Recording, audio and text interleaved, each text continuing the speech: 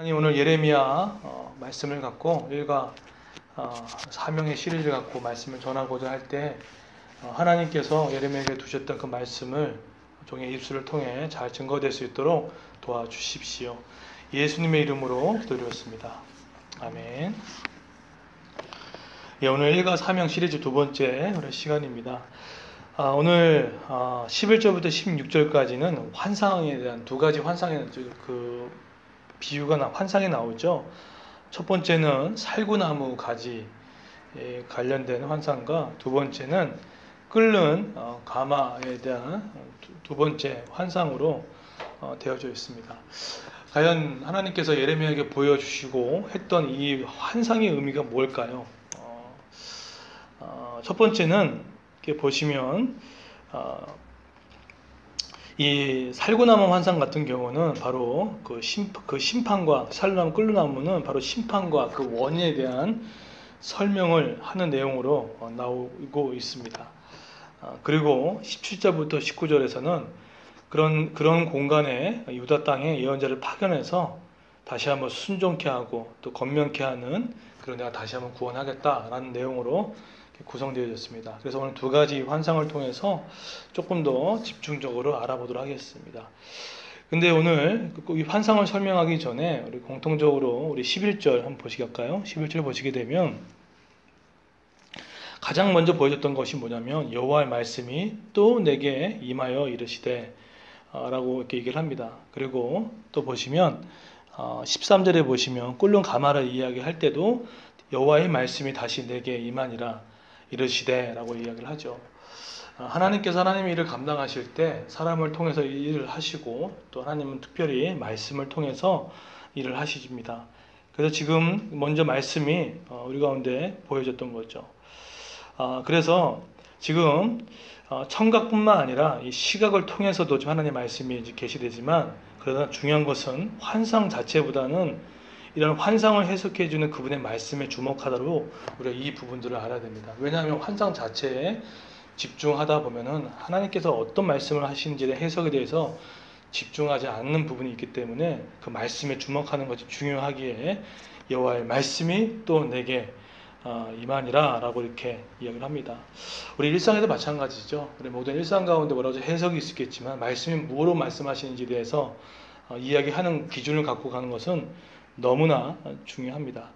자, 그런데 오늘 보십시오. 여호와 말씀이 임했는데 11절에 예레미야야 내가 무엇을 보느냐 하심에 대답을 합니다. 예, 하나님 내가 살구나무 가지를 보나이다 라고 얘기를 하죠. 그러면서 12절을 보시게 되면 이렇게 얘기합니다. 여호와께서 내게 이르시되 그래 내가 잘 보았다. 내가 내 말을 지켜 그대로 이루겠다 라고 이렇게 성경은 말하고 있습니다. 살구나무는 어떤 특징을 갖고 있냐면 이런 특징을 가지고 있죠. 잎이 나기 전에 꽃을 피우지 않습니까? 근데 땅이 아직 얼어서 추울 때 이른 봄을 알리는 신호의 역할들을 주로 합니다. 그게 바로 살구나무죠.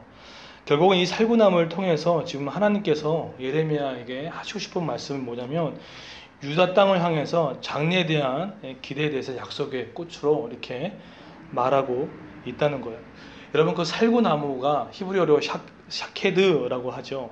근데 12절에 보시게 되면 내가 내 말을 지켜라고 하는 이 단어가 바로 쇼케드라고 합니다. 그러니까 언어 유희를 지금 하나님께서 사용하시면서 결국은 이 이른 봄을 알리는 이 신호 같은 이 살구나무가 결국은 아무리 추위가 있을지라도 그 추위를 뚫고 나와서 알리는 것처럼 내가 한 말, 내가 하려는 일들은 반드시 이룬다라는 그 확신을 지금 예레미야에게 주신 거죠. 결국은 예레미야 하신 약속의 말씀이 전부 이루어지겠다라는 것을 미리 이렇게 예레미야에게 말씀을 하고 있다는 것입니다.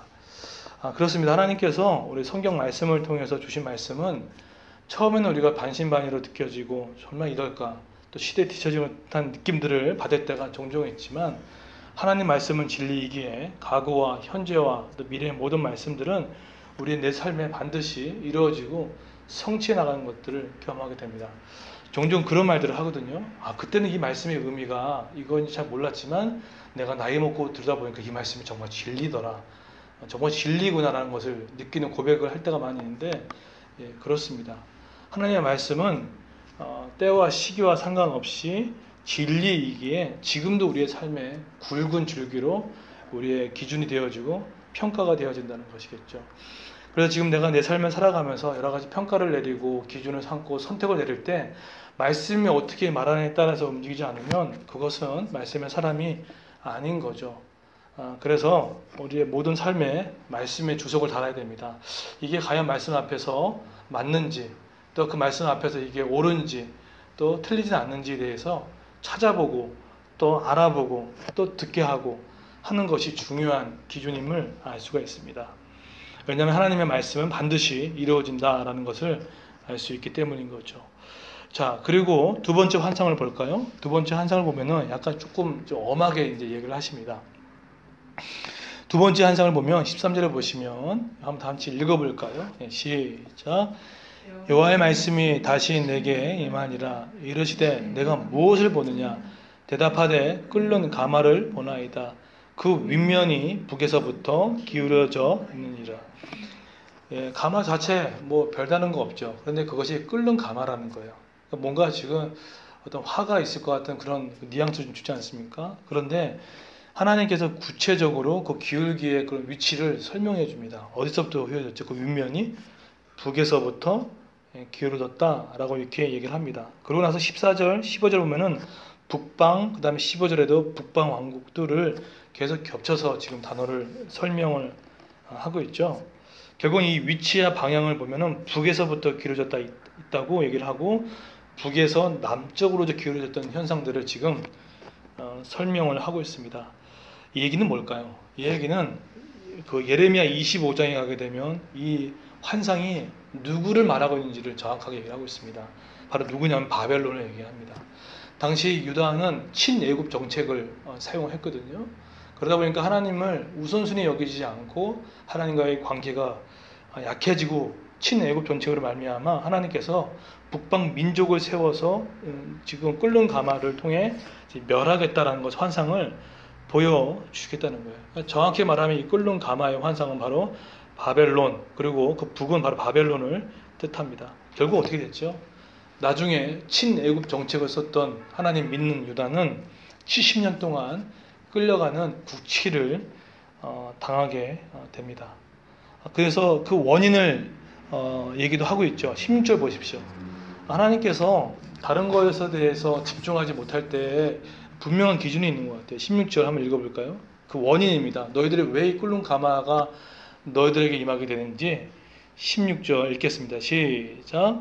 무리가 나를 버리고 다른 신들에게 분향하며 자기 손으로 만든 것들에 절하연즉 내가 나의 심판을 그들에게 선고하여 그들의 모든 죄악을 징계하리라. 예, 뭐라고 하죠?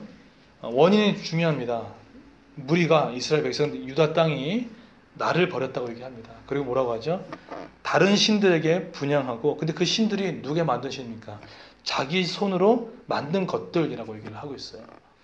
결국은 내가 만든 그 신에다가 자신의 어떤 노력과 자신의 의지와 또 자신의 어떤 기대감을 글로 투영하고 있다는 거죠. 지금 결국은 이 유다 땅의 가장 큰 원인은 무리가 나를 버리고 다른 신들에게 분향하고 자기 손에 만든 것들에 절하였다는 것을 얘기를 하고 있습니다. 그게 원인이었던 것을 얘기를 하고 있어요. 우리 삶에도 우리가 인생을 살다 보면은 갑자기 어떤 일이 생길 때가 있습니다. 그냥 괜찮은 것 같은데 뭔가 일이 툭툭 생길 때가 있어요. 근데 처음에는 그런 강도를 느끼지 못했다가 점점점 그 강도가 좀 이상하다라고 생각이 들 때가 있습니다. 우리 지기보험 때 그런 이야기를 했거든요. 그러니까 잠언에 보게 되면 지혜로움이 뭐냐면 내가 주변에 지금 갑자기 어떤 일이 일어났을 때 약간 겁먹는 게 지혜다라고 이렇게 한번 지기보험 때 얘기할 때가 있어요. 우리 주변에 지금 일어난 일들, 일어난 사건들, 또 우리 주변에 일어나는 말들, 이것들이 성경에서는 절대로 그것을 우연이라고 얘기하지 않습니다. 이게 섭리거든요. 하나님께서 틀림없이 우리에게 주시는 메시지가 있고 또 그렇게 하지 말라 또는 해라 라고 하는 그런 하나님의 메시지가 분명히 존재합니다. 그건 하나님의 섭리죠. 그런데 그럼에도 불구하고 귀를 닫고 듣지 아니하고 행하지 않고 자신의 고집대로 갔을 때 하나님께서 이렇게 그 하나님이 자시하지 않고 사랑하는 자녀를 위해서 근실하게 징계의 카드를 꺼낼 때가 있는데, 지금 유다 땅에는 바로 그것이 바벨론이라는 카드였던 거죠. 그걸 통해서 다시 한번 하나님께서 그들이 정신 차리기를 원하고 하나님과의 바른 관계를 설정하기를 원했던 모습으로 오늘 유다 땅의 원인을 하나님께서 예레미야를 통해서 드러내고 있다는 것입니다. 혹시 우리 주변에 지금 일어나고 있는 신호들 가볍게 여기지 마시고 하나님 여쭤보셔야 됩니다. 하나님, 지금 일어나고 있는 사건들, 일들, 그 모든 것들 하나님이 대체 어떤 신호인지, 어떤 내용인지를 좀 알려달라고 하는 것들이 정말 중요합니다. 단순히 일어나는 일들이 아니거든요. 그랬을 때 우리가 한번 그 음성에 귀 기울임이 있는 것들이 중요합니다. 그러나 하나님께서 또 그렇지만 우리 마음 가운데 이런 말씀도 주시죠. 18절에 보시면, 보라, 내가 오늘 너를 그 온 땅과 유다 왕들과 그 지도자들과 그 제장들과 그 땅 백성 앞에 견고한 성읍 세기동 노송벽이 되게 하였은즉 그들이 너를 치나 너를 이기지 못하니니. 왜 이런 얘기를 했을까요? 막 그런 상황들이 막 오니까 유다 땅 가운데 북방 민족이 쳐들어오겠다. 약속은 주셨지만 끓는 가마는 약간 괴리감이 있거든요. 이 괴리감 가운데 예레미야는 또 하고 싶지도 않고 피하고 싶었던 마음이 컸던 사람인데 끓는 가마의 이야기를 듣고 또 유다 땅의 현실을 보니까 누가 하고 싶었겠습니까? 그런데 그럼에도 불구하고 하나님께서 두려워하지 말라고, 너는 어떤 자라고요? 그 땅 백성 앞에서 견고한 성읍과 세기둥 노송벽이 되겠다고. 비록 종교 사이에서도 공격을 받지 않습니까? 그럼에도 불구하고 너를 이기지 못한다는 얘기를 하고 있습니다. 결국은 지금 힘들었던 예레미야 마음을 다독이면서 다시 한번 용기와 힘을 내라는 것들이 되어집니다. 우리가 하나님의 말씀에 따라 성경 기준에 따라 살다 보면은 주변에서 막 이런 얘기 저런 얘기 할 때가 있습니다. 있을 수 있죠. 살고 나면 약속은 받았지만 꿀룬 가마 같은 일이 생길 겁니다. 그럴 때 우리가 우리의 힘으로 이기는 것이 아닙니다. 이기게 하신 하나님이 계시기에 우리가 승리할 줄 믿습니다. 그렇기 위해서 하나님을 의지하고 더 하나님 앞에 엎드려 그분의 은혜를 간구하며 성령의 임재를 간구할 때 하나님이 반드시 그 싸움을 이기게 하시고 승리의 반열로 주님이 우리의 승리를 줄 줄 믿습니다. 그런 은혜가 있기를 예수님의 이름으로 축원드리겠습니다.